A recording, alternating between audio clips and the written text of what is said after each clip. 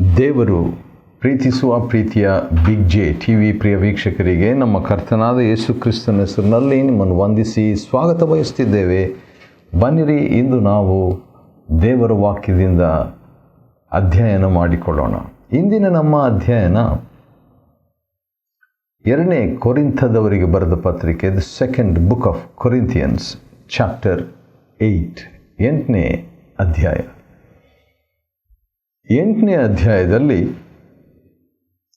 ಕೃಪೆಯ 17 ಗುರುತುಗಳನ್ನು ನಾವು ನೋಡಿಕೊಳ್ಳಬಹುದು. 17 ಮಾರ್ಕ್ಸ್ ಆಫ್ ಗ್ರೇಸ್. ಕೃಪೆ ಅಂತ ಹೇಳ್ತೀವಲ್ಲ, ದೇವರ ಕೃಪೆ ಅಂತ ಹೇಳ್ತೀವಲ್ಲ, ಆ ಕೃಪೆ ಅದರ ಗುರುತು ಏನು, ಅದರ ಲಕ್ಷಣಗಳು ಏನು, ಅದರ ಗುಣಲಕ್ಷಣಗಳು ಏನು ಅಂತ ಹೇಳ್ಬಿಟ್ಟು ಕೃಪೆಯ 17 ಗುರುತುಗಳನ್ನು, ಗುಣಲಕ್ಷಣಗಳನ್ನು ಈಗ ನಾವು ನೋಡಿಕೊಳ್ಳಲಿಕ್ಕಿದ್ದೇವೆ. 17 ಮಾರ್ಕ್ಸ್ ಆಫ್ ಗ್ರೇಸ್. ಮೊದಲನೇದಾಗಿ ಅದು ದೇವರಿಂದ ಆಗಿರ್ತದೆ, ದೇವರಿಂದ ಆಗಿರುವಂಥದ್ದು. ಕೃಪೆ ದೇವರಿಂದ ಆಗಿರುವಂಥದ್ದು. ಯಾಕಂದರೆ 2ನೇ ಕೊರಿಂಥ 8ನೇ ಅಧ್ಯಾಯ 1ನೇ ವಚನದಲ್ಲಿ, ಪ್ರಿಯ ಸಹೋದರರೇ ಅಂತ ಹೇಳಿಬಿಟ್ಟು, ದೇವರ ಕೃಪೆಯನ್ನು ಕುರಿತು ನೀವು ತಿಳಿದಿರಬೇಕೆಂದು ನಮ್ಮ ಅಪೇಕ್ಷೆ. ಹೌದು, ದೇವರ ಕೃಪೆ ಮೆಕದೋನಿಯದಲ್ಲಿರುವಂಥ ಸಭೆಗಳಲ್ಲಿತ್ತು. ಆದ ಕಾರಣ ಅದರ ಬಗ್ಗೆ ನೀವು ತಿಳ್ಕೊಳ್ಬೇಕು ಎಂಬುದಾಗಿ ತನ್ನ ಆತ್ಮಿಕ ಮಕ್ಕಳಾದ ಕೊರಿಂಥದವರಿಗೆ ಪೌಲನು ತಿಳಿಸ್ತಾನೆ. ದೇವರಿಂದ ಇರುವಂಥದ್ದು ಕೃಪೆ, grace, it is of god. ಎರಡನೇದಾಗಿ ಓವರ್ಫ್ಲೋಯಿಂಗ್ ವಿತ್ ಜಾಯ್. ಕೃಪೆ ಅದು ಆನಂದದಿಂದ ತುಂಬಿ ತುಳುಕುವಂಥದ್ದಾಗಿದೆ. ಆನಂದದಿಂದ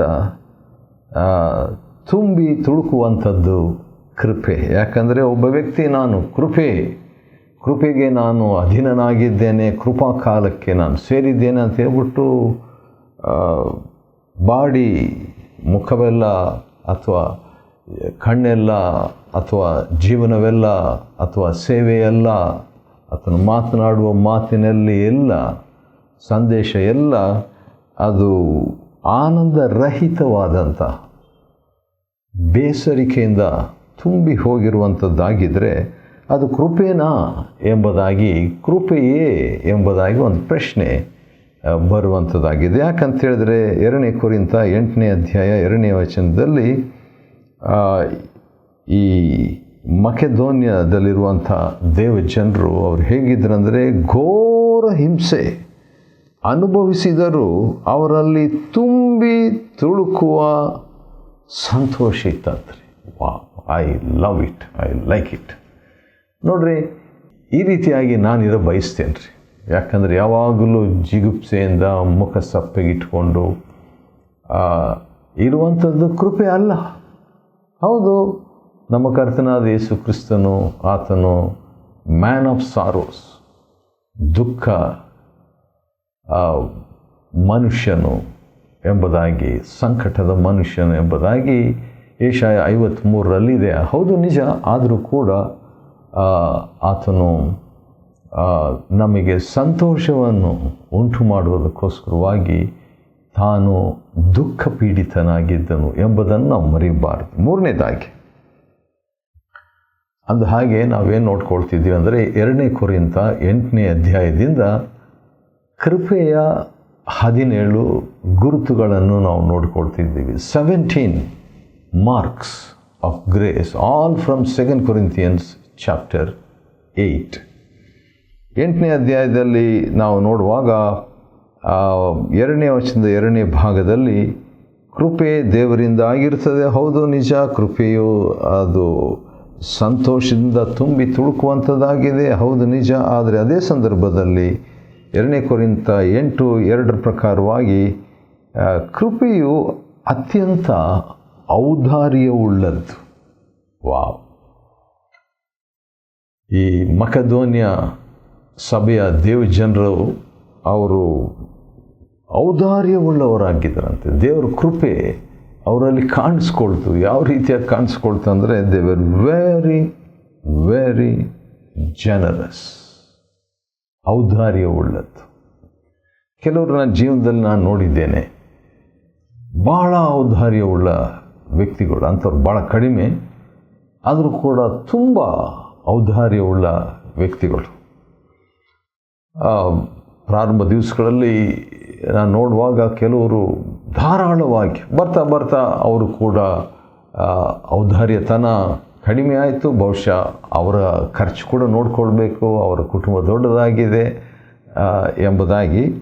ಆದರೂ ಕೂಡ ಆ ಒಂದು ಔದಾರ್ಯ ಮನಸ್ಸು ಅದರ ಬಗ್ಗೆ ಹೇಳುವಾಗ ಒಬ್ಬ ಭಕ್ತರು ಹೇಳಿದಂಥ ಹೇಳಿಕೆ ನನಗೆ ನೆನಪಿಗೆ ಬರ್ತಾ ಇದೆ. ಅದೇನಂತ ಹೇಳಿದರೆ, every miserly person is in the grip of Satan.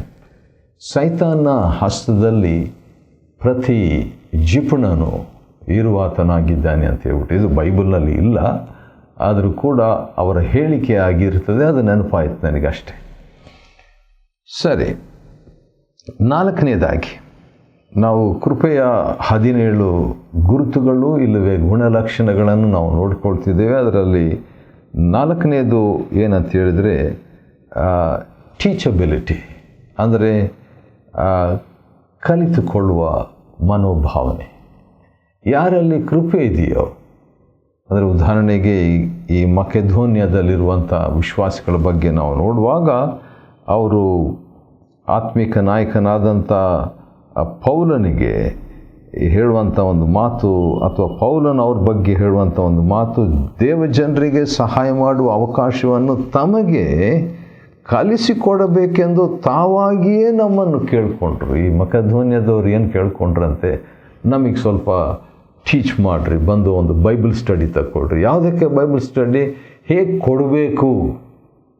ಹೇಗೆ ಕೊಡಬೇಕು ಎಂಬುದಾಗಿ. ಆರ್ ಸ್ಟ್ಯಾನ್ಲಿ ದೇವರ ಸೇವಕರು ಹೌ ನಾಟ್ ಟು ಗಿವ್ ಎಂಬ ಒಂದು ಚಿಕ್ಕ ಪುಸ್ತಕವನ್ನು ಬರೆದಿದ್ದಾರೆ, ಹೇಗೆ ಕೊಡಬಾರ್ದು ಅಂತ ಹೇಳ್ಬಿಟ್ಟು. ಅವರು ನಮ್ಮ ಭಾರತದಲ್ಲಿ ದೇವರು ಎಬ್ಬಿಸಿದಂಥ ಅತ್ಯಂತ ವಿಶೇಷವಾದಂಥ ಸತ್ಯವೇದ ಬೋಧನೆಯ ವ್ಯಕ್ತಿ, the greatest Bible teacher that India has ever seen ಎಂಬುದಾಗಿ ನಾನು ಹೇಳಬಲ್ಲೆ. ಅವರು ಥಿಯೋಡರ್ ವಿಲಿಯಮ್ಸ್, ಝ್ಯಾಕ್ ಪೂನನ್ ಮತ್ತು ಅದೇ ಪಟ್ಟಿಯಲ್ಲಿ ಹೋಗಬೇಕಾದ್ರೆ ಸ್ಯಾಮ್ ಚಲ್ಲದುರೈ, ಈ ರೀತಿಯಾಗಿ ಅನೇಕ ಭಕ್ತಾದಿಗಳನ್ನು, ನಮಗೆ ವಾಕ್ಯ ಬೋಧನೆ ಮಾಡುವಂಥವರನ್ನು ಭಾರತದಲ್ಲಿ ದೇವರು ಎಬ್ಬಿಸಿದ್ದು ನಮ್ಮ ಒಂದು ಭಾಗ್ಯ ಅಂತ ಹೇಳ್ಬೋದು. ಅಂಥವರ ಒಂದು ಸಹವಾಸದಲ್ಲಿ ನಾನು ಇದ್ದೀನಿ. ಯಾಕಂತ ಹೇಳಿದ್ರೆ ನಾನು ಕಲ್ತ್ಕೋಬೇಕು, ನಾನು ತಿಳ್ಕೊಳ್ಬೇಕು. ಹೌದು, ಇವರೆಲ್ಲರಲ್ಲಿ ಕೂಡ ಬಲಹೀನತೆಗಳಿದೆ. ಯಾರೋ ಒಬ್ಬರು ಹೇಳಿದರು, ಪ್ರತಿ ಸಂದೇಶ ಬಾಳೆಹಣ್ಣು ಇದ್ದ ಹಾಗೆ. ಬಾಳೆಹಣ್ಣು ನಾವು ಸಿಪ್ಪೆ ತೆಗೆದುಬಿಟ್ಟು ಹಣ್ಣು ಮಾತ್ರ ತಿಂದು ಸಿಪ್ಪೆ ಬಿಸಾಡಿಬಿಡ್ತೇವೆ. ಅದೇ ರೀತಿಯಾಗಿ ಯಾವುದೇ ದೇವರ ಸೇವಕರ ಸಂದೇಶವನ್ನು ನಾವು ತೆಗೆದುಕೊಳ್ಳುವಾಗ ಅದರಲ್ಲಿ ದೈವಿಕವಾದಂಥ ಒಂದು ಕಂಟೆಂಟ್ ಅದನ್ನು ತೆಗೆದುಕೊಂಡು ಅದರಲ್ಲಿ ಮಾನವೀಯವಾದದ್ದನ್ನು ನಾವು ಬಿಟ್ಟುಬಿಡಬೇಕು. ಸರಿ, 5ನೇದಾಗಿ ಟೀಚಬಿಲಿಟಿ ಅಂತ ಹೇಳುವಾಗ ಕಲಿಸಿಕೊಡಬೇಕಂತ ಕೇಳ್ಕೊಂಡ್ರಂತೆ ಆತ್ಮಿಕ ನಾಯಕರನ್ನು. 5ನೇದಾಗಿ ನಾವು ನೋಡುವಾಗ ಅವರು ಮೊದಲು ತಮ್ಮನ್ನೇ ಕರ್ತನಿಗೆ ಒಪ್ಪಿಸಿಕೊಟ್ರು ಅಂತ ಹೇಳ್ಬಿಟ್ಟು ಈ ಮಕೆದೋನ್ಯದವರ ಬಗ್ಗೆ ಕೊರಿಂಥದವರಿಗೆ ಆತ್ಮಿಕ ತಂದೆ, spiritual father is encouraging the spiritual children by the good example of other churches. ಬೇರೆ ಸಭೆಯ ಮಾದರಿಯನ್ನು ತಕ್ಕೊಂಡು ತನ್ನ ಆತ್ಮಿಕ ಮಕ್ಕಳಿಗೆ ಒಂದು ಮಾದರಿಯ ಪಾಠವನ್ನು ಕೊಟ್ಟು ಬೆಳೆಸುವಂಥ ಒಂದು ವಿಧಾನವನ್ನು ಇಲ್ಲಿ ನಾವು ನೋಡ್ಕೊಳ್ತಾ ಇದ್ದೇವೆ. ಹೌದು, ಅವರು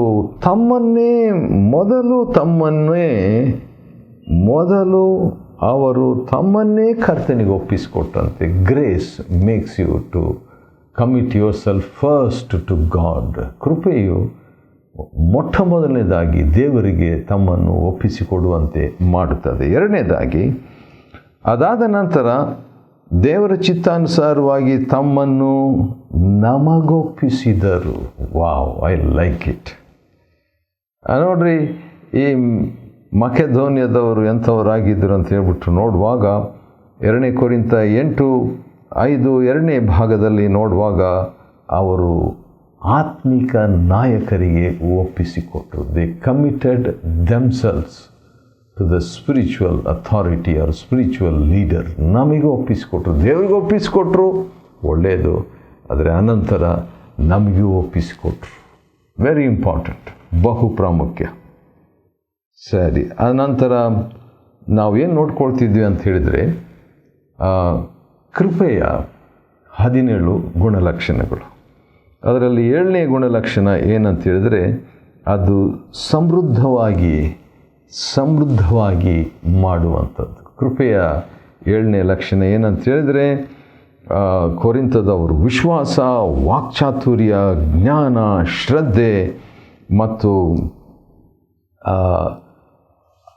ಪ್ರೀತಿಯಲ್ಲಿ ಸಮೃದ್ಧರಾಗಿದ್ದರಂತೆ. ಹೌದು, ಅದು ಕೃಪೆಯ ಕಾರ್ಯ. ಯಾರಲ್ಲಿ? ತನ್ನ ಆತ್ಮಿಕ ಮಕ್ಕಳಲ್ಲಿ. ಇದುವರೆಗೆ ಮಕೆದೋನ್ಯದವರಲ್ಲಿದ್ದಂಥ ಒಂದು ಕೃಪೆಯ ಬಗ್ಗೆ ಪೌಲನು ವಿವರಿಸಿ, ಈಗ ತನ್ನ ಆತ್ಮಿಕ ಮಕ್ಕಳಲ್ಲಿ ಇರುವಂಥ ಕೃಪೆಯ ಬಗ್ಗೆ. ಯಾಕಂತ ಹೇಳಿದ್ರೆ, ಕೃಪೆ 2 ಕೊರಿಂಥ 8:7 ಪ್ರಕಾರವಾಗಿ ತನ್ನ ಆತ್ಮಿಕ ಮಕ್ಕಳಲ್ಲಿ ವಿಶ್ವಾಸವನ್ನು, ವಾಕ್ಚಾತುರ್ಯವನ್ನು, ಜ್ಞಾನವನ್ನು, ಶ್ರದ್ಧೆಯನ್ನು ಮತ್ತು ಆತ್ಮಿಕ ತಂದೆಯ ಮೇಲೆ ಪ್ರೀತಿಯನ್ನು ಸಮೃದ್ಧಿಯಾಗಿರುವಂತೆ ಅವರು ಇದ್ದಂತೆ. ವಾವ್! ಹಾಗೆಯೇ ನೀವು ಈ ಒಂದು ಕೊಡುಗೆ ವಿಷಯದಲ್ಲಿ ಕೂಡ ಸಮೃದ್ಧರಾಗಿರ್ರಿ ಎಂಬುದಾಗಿ ಪೌಲನು ಅವರಿಗೆ ಹೇಳುವಂಥದ್ದನ್ನು ನಾವು ನೋಡ್ತೇವೆ.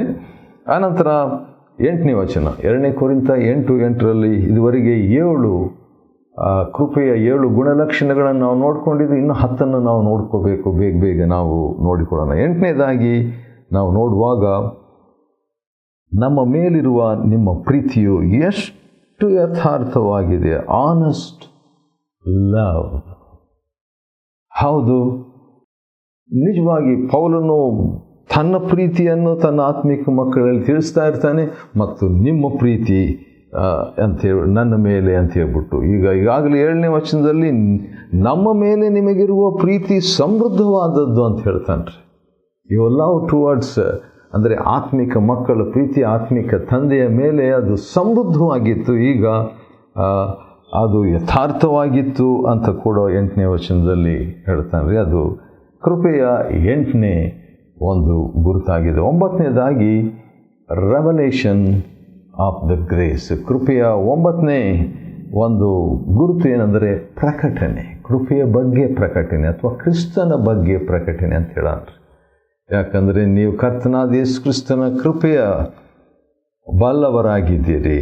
ಆತನು ಐಶ್ವರ್ಯವಂತನಾಗಿದ್ದರೂ ತನ್ನ ಬಡತನದ ಮೂಲಕ ನೀವು ಐಶ್ವರ್ಯವಂತರಾಗುವಂತೆ ಆತನು ನಿಮಗೋಸ್ಕರ ಬಡವನಾದನು. ವಾವ್! ಇದು ಕೃಪೆಯ 9ನೇ ಒಂದು ಗುರುತು. ಅದೇನಂತ ಹೇಳಿದರೆ ಕ್ರಿಸ್ತನ ಪ್ರಕಟಣೆಯನ್ನು ನೀಡುವಂಥದ್ದು. ಕ್ರಿಸ್ತನ ಪ್ರಕಟಣೆಯನ್ನು ನೀಡುವಾಗ ಕ್ರಿಸ್ತನ ಕೃಪೆಯನ್ನು ಅದು ತೋರಿಸ್ತದೆ. ಆತನು ಯಾವ ರೀತಿಯಾಗಿ ಬೇರೆಯವ್ರಿಗೋಸ್ಕರವಾಗಿ ಬಾಳಿದಂಥ ಒಂದು ನಿಸ್ವಾರ್ಥ ಜೀವನವನ್ನು ಎತ್ತಿ ತೋರಿಸುವಂಥದ್ದು, ಪ್ರಕಟಿಸುವಂಥದ್ದು ಕೃಪೆ. 10ನೇದಾಗಿ ನೋಡುವಾಗ ಆಸಕ್ತರಾಗಿರುವಂತೆ ಮಾಡುತ್ತದೆ. The grace makes A person zealous, zeal of God. ಆದ್ದರಿಂದ ಪ್ರಾರಂಭ ಮಾಡುವಾಗ ಎಷ್ಟು ಆಸಕ್ತರಾಗಿದ್ದರೋ ಅದೇ ರೀತಿಯಾಗಿ ಆ ಒಂದು ಆಸಕ್ತಿಯೊಡನೆ ಈ ಯೋಜನೆಯನ್ನು ಪೂರೈಸ್ರಿ ಅಂತ ಹೇಳ್ತಾನೆ. ಅದು ಕೃಪೆಯ 10ನೇ ಒಂದು ಗುರುತು. ಆಸಕ್ತರಾಗಿ ಕೊಡುವ ವಿಷಯದಲ್ಲಿ ಅವರು ಸುಮಾರು ಅವರೇ ಸ್ಟಾರ್ಟ್ ಮಾಡಿದ್ದು. ಅದನ್ನು ಮೊದಲು ಪ್ರಾರಂಭಿಸಿದವರು ಪೂರೈಸ್ರಿ ಅಂತ ಹೇಳ್ತಾನೆ. 11ನೇದಾಗಿ ನೋಡುವಾಗ ಇಟ್ ಬ್ಲೆಸಸ್ ಅದರ್ಸ್. ಕೃಪೆಯು ಬೇರೆಯವರನ್ನು ಆಶೀರ್ವದಿಸ್ತದೆ. ಯಾಕಂದರೆ 14ನೇ ವಚನ 2 ಕೊರಿಂಥ 8 ಮತ್ತು 14ನೇ ವಚನದಲ್ಲಿ ನಿಮಗಿರುವ ಸಮೃದ್ಧಿಯು ಇತರರ ಕೊರತೆಯನ್ನು ನೀಗಿಸುವುದು. ವಾವ್, ಇದನ್ನು ನೋಡಿದಾಗ ನನಗೆ ಭಾಳ ಗಿಲ್ಟಿ ಆಯಿತು, ಭಾಳ ಮನಸ್ಸು ಚುಚ್ಚಿತು ನನಗೆ. ಯಾಕಂತ ಹೇಳಿದರೆ ದೇವರು ನನಗೆ ಐಶ್ವರ್ಯವನ್ನು ಕೊಟ್ಟರೆ, ದೇವರು ನನಗೆ ಹೆಚ್ಚಾಗಿ ಆಶೀರ್ವದಿಸಿದರೆ ಆತನು ಬೇರೆಯವ್ರನ್ನು ಮನಸ್ಸಿನಲ್ಲಿ ಇಟ್ಕೊಂಡು ಕೊಡ್ತಾ ಇದ್ದಾನೆ ಅಂತ ಅರ್ಥ. ಹೌದು, ಬೇರೆಯವ್ರ ಜೊತೆಲಿ ನಾನು ಹಂಚಿಕೊಳ್ಬೇಕು ಅಂತೇಳ್ಬಿಟ್ಟು ನನ್ನನ್ನು ದೇವರು ಸಮೃದ್ಧಿಯಾಗಿ ಬೆಳೆಸಿದ್ದಾನೆ ಎಂಬುದನ್ನು ಆತ್ಮಿಕ ತಂದೆ ಆತ್ಮಿಕ ಮಕ್ಕಳಿಗೆ ತಿಳಿಸುವಾತನಾಗಿದ್ದಾನೆ. 12ನೇದಾಗಿ 12th ಮಾರ್ಕ್ ಆಫ್ ಗ್ರೇಸ್, ಕೃಪೆಯ 12ನೇ ಒಂದು ಗುರುತು ಏನಂತ ಹೇಳಿದ್ರೆ ದೇವರು ಹೃದಯದಲ್ಲಿ ಕಾರ್ಯ ಮಾಡುವುದು. God working in the heart of A spiritual child. ನಿಮ್ಮ ವಿಷಯವಾಗಿ ನನಗಿರುವ ಹಿತಚಿಂತನೆಯನ್ನು, ಈಗ ಪೌಲನು ಹೇಳ್ತಾನೆ, ನನಗೆ ಹಿತಚಿಂತನೆ ನಿಮ್ಮ ಬಗ್ಗೆ ಇದೆ. ಆ ಹಿತಚಿಂತನೆಯನ್ನು ತೀತನ ಹೃದಯದಲ್ಲಿ, ಇನ್ನೊಬ್ಬ ಸ್ಪಿರಿಚುವಲ್ ಚೈಲ್ಡ್ ಹೃದಯದಲ್ಲಿ ಕೂಡ ದೇವರು ಹುಟ್ಟಿಸಿದ್ದಕ್ಕಾಗಿ ಕೃತಜ್ಞತೆಯನ್ನು ಸಲ್ಲಿಸ್ತೇನೆ ಅಂತ ಹೇಳ್ಬಿಟ್ರು. ನನ್ನ ಹಾಗೆ ಇರುವಂಥ ವ್ಯಕ್ತಿ ತಿಮೋತಿಯನು ಎಂಬುದಾಗಿ ಪೌಲನು ಹೇಳಿಬಿಟ್ಟು ಇಲ್ಲಿ ತನ್ನ ಹಾಗೆ ಹಿತಚಿಂತನೆ ತೀತನಲ್ಲಿ ಕೂಡ ಇದೆ ಎಂಬ ಮಾತನ್ನು ಇಲ್ಲಿ ಆತ್ಮಿಕ ತಂದೆಯಾಗಿರುವಂಥ ವ್ಯಕ್ತಿ ಆತ್ಮಿಕ ಮಕ್ಕಳಿಗೆ ಪ್ರಕಟಿಸ್ತಾ ಇರ್ತಾ ಇದ್ದಾನೆ. ಅದು ಕೂಡ ದೇವರ ಒಂದು ಕೃಪೆ ಅಂತ, ಅಥವಾ ಕೃಪೆಯ ಗುರುತು ಅಂತ ಹೇಳೋಣ್ರಿ. 13ನೇದಾಗಿ ಕೃಪೆಯ 17 ಗುರುತುಗಳಲ್ಲಿ 13ನೇ ಗುರುತನ್ನು ನಾವು ನೋಡ್ಕೊಳ್ತಿದ್ದೇವೆ. ಅದೇನೆಂದರೆ ಆತ್ಮಿಕ ಮಕ್ಕಳು ಆ ಒಂದು ಪ್ರಾರಂಭವನ್ನು ಮಾಡುವಂಥದ್ದು. ಅಥವಾ ಇಲ್ಲಿ 17ನೇ ವಚನದಲ್ಲಿ ನಾವು ನೋಡಿಕೊಳ್ಳುವಾಗ 2 ಕೊರಿಂಥ 8ನೇ ಅಧ್ಯಾಯ 17ನೇ ವಚನದಲ್ಲಿ ತನ್ನ ಸ್ವಂತ ಇಚ್ಛೆಯಿಂದ ನಿಮ್ಮಲ್ಲಿ ಬರಲು ಆಸಕ್ತಿಯಿಂದ ಹೊರಟಿದ್ದಾನೆ. ಯಾರು? ತೀತನು. ಹಾಗಾದರೆ ಯಾರೂ ಒತ್ತಾಯ ಮಾಡಲಿಲ್ಲ. ಸ್ವಂತ ಇಚ್ಛೆಯಿಂದ ಆತ್ಮಿಕ ಮಗು ಮತ್ತೊಂದು ಆತ್ಮಿಕ ತಂದೆಯ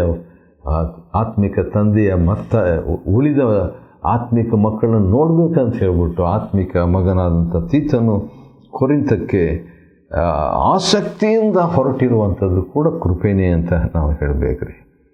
ಸರಿ, ಆ ರೀತಿಯಾಗಿ ಹೇಳಿದ ಮೇಲೆ ಕೃಪೆಯ ಒಂದು 19ನೇ ವಚನದಲ್ಲಿ 14ನೇ ಗುರುತನ್ನು ನಾವು ನೋಡ್ಬೋದು. ಕೃಪೆಯ 17 ಗುರುತುಗಳು 8ನೇ ಅಧ್ಯಾಯದಲ್ಲಿ ಇದೆ. ಅದರಲ್ಲಿ 19ನೇ ವಚನಕ್ಕೆ ನಾವು ಬಂದಿದ್ದೇವೆ. ಅದರಲ್ಲಿ ನೋಡುವಾಗ ದೇವರ ಮಹಿಮೆ ಅಥವಾ ಕರ್ತನ ಮಹಿಮೆ. ಕೃಪೆ ಏನು ಮಾಡ್ತದೆ? ದೇವರಿಗೆ ಮಹಿಮೆಯನ್ನು ಸಲ್ಲಿಸ್ತದೆ, ಕರ್ತನಿಗೆ ಮಹಿಮೆಯನ್ನು ಸಲ್ಲಿಸುವಂಥದ್ದಾಗಿದೆ. ಈ ಕೃಪಾ ಕಾರ್ಯವನ್ನು ನಾವು ಕರ್ತನ ಮಹಿಮೆಗಾಗಿ ಮಾಡ್ತೇವೆ. ಒಬ್ಬ ವ್ಯಕ್ತಿಯಲ್ಲಿ ದೇವರ ಕೃಪೆ ಇದ್ದರೆ ಆ ವ್ಯಕ್ತಿ ದೇವರ ಮಹಿಮೆಗಾಗಿ ಯಾವುದೇ ಕಾರ್ಯವನ್ನು ಮಾಡುವಾತನಾಗಿದ್ದಾನೆ. ಇದೇ ಒಂದು ವಿಷಯವನ್ನು 23ನೇ ವಚನದಲ್ಲಿ ಕೂಡ ಭಕ್ತನು ತಿಳಿಸ್ತಾನೆ. 15ನೇದಾಗಿ ನಾವು ನೋಡುವಾಗ ಅದು ಏನು ಮಾಡ್ತದೆ ಅಂತ ನೋಡುವಾಗ ಅದು ಗೌರವಿಸ್ತದೆ, ದೇವರನ್ನು ಮತ್ತು ಇತರರ ದೃಷ್ಟಿಯಲ್ಲಿ ಯೋಗ್ಯವಾದದ್ದನ್ನು ಮಾಡುವಂತೆ ನಡೆಸ್ತದೆ. ಇದನ್ನು 21ನೇ ವಚನದಲ್ಲಿ ನಾವು ನೋಡ್ಬೋದು. 2 ಕೊರಿಂಥ 8:21 ಗೌರವಿಸುವಂತೆ ಅಥವಾ ಯೋಗ್ಯವಾದದ್ದನ್ನು ಮಾಡ್ತದೆ. 16ನೇ ಒಂದು ಕೃಪೆಯ ಗುರುತು ಏನಂದರೆ ಸಹಕಾರಿಯಾಗಿ ಇರುವುದಕ್ಕೆ ಸಹಾಯ ಮಾಡ್ತದೆ. ಅಂದರೆ ಇಟ್ ಹೆಲ್ಪ್ಸ್ ಟು ಲೇಬರ್, ಸಹಕಾರಿ, ಹೌದು, ಅಥವಾ ಸಹ ಉದ್ಯೋಗಿ. ತೀತನ ಬಗ್ಗೆ 23ನೇ ವಚನದಲ್ಲಿ ತೀತನ ವಿಷಯದಲ್ಲಿ ಹೇಳೋದಾದರೆ ಅವನು ನನ್ನ ಸಹೋದ್ಯೋಗಿ, ನನ್ನ ಜೊತೆಗೆ ಹೆಲ್ಪ್ ಮಾಡ್ತಾ ಇದ್ದಾನೆ ಎಂಬುದಾಗಿ ಹೇಳಿಬಿಟ್ಟು, ಮತ್ತು ನಿಮಗೂ ಕೂಡ ನನ್ನ ಸಹಕಾರಿಯಾಗಿರ್ತಾನೆ ಅಂತ ಹೇಳ್ಬಿಟ್ಟು ಕೊನೆಯದಾಗಿ ನೋಡುವಾಗ ಒಂದು ಉದಾಹರಣೆಯಿಂದ ಮುಗಿಸ್ತಾ ಇದ್ದಾನೆ. ಅದೇನಂತ ಹೇಳಿದರೆ, ಕ್ರಿಸ್ತನ ಘನತೆಯನ್ನು ತರುವವರಾಗಿದ್ದಾರೆ, ಇವರನ್ನು ಪ್ರೀತಿಯಿಂದ ನೋಡಿಕೊಳ್ಳ್ರಿ ಎಂಬುದಾಗಿ, ಒಂದು ಉದಾಹರಣೆಯಾಗಿದ್ದಾರಲ್ಲ ಇವರು ಎಂಬುದಾಗಿ ಕ್ರಿಸ್ತನ ಘನತೆಯನ್ನು ತರುವಂಥವರ ಬಗ್ಗೆ ಒಂದು ಮಾಹಿತಿಯನ್ನು 23-24ನೇ ವಚನದಲ್ಲಿ ಆತ್ಮಿಕ ತಂದೆ ಕೊಡ್ತಾನೆ. 2 ಕೊರಿಂಥ 8ನೇ ಅಧ್ಯಾಯದಿಂದ ನಾವು ಕೃಪೆಯ 17 ಗುರುತುಗಳನ್ನು ಅಧ್ಯಯನ ಮಾಡಿಕೊಳ್ಳುವಂತೆ ದೇವರು ಕೊಟ್ಟ ಕೃಪೆಗಾಗಿ ಆತನಿಗೆ ಸ್ತೋತ್ರವಾಗಲಿ. ದೇವರು ನಿಮ್ಮನ್ನು ಆಶೀರ್ವದಿಸಲಿ.